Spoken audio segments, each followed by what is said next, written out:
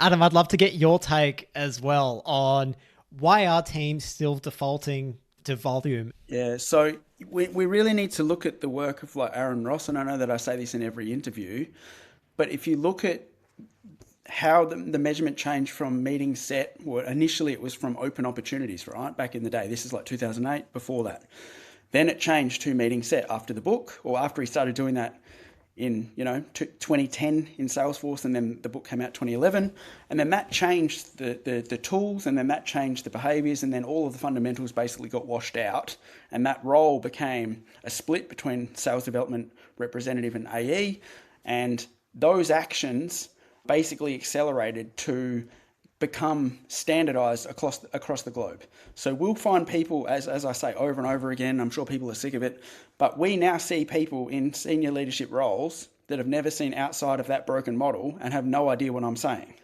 So what used to happen is if you were like head of sales, you would also have an element of commercial management, because you had to also be able to have an oversight over understanding what the marketing team would do, because you would go and validate the market first. You would give that back to George's team in marketing and say, guys, could you build us this? These guys are coming to market 2 months, 6 months, 9 months, and they're going to be looking for this. Can we then match that to these personas? And off you're away. You're all commercially viable, right? That now does not exist because of that model.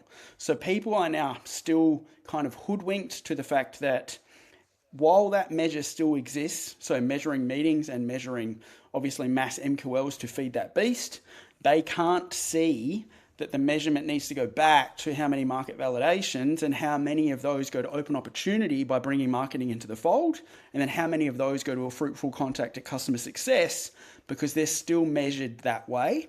Now, to answer your question directly, that's probably due to a lot of those, obviously pre-seed and Series A, are measured upstream on mass MQL and pipeline amounts on meeting set, right?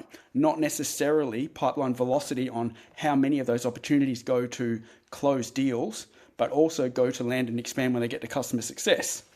So to fix all of this, and I know that we spoke about this with Carolyn Dilks from Paceto, we probably need to look at like standardizing that measurement to what it used to be at the commercial layer. Like how many of those open opportunities have gone through that process.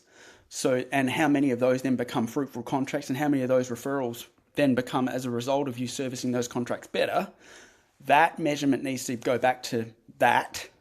But until we do that, I can't see how companies are still going to operate in a more commercially viable way, because the way that they're measured upstream to either their group CEOs or to where they're funded is unfortunately the reason why they're still hamstrung within that process.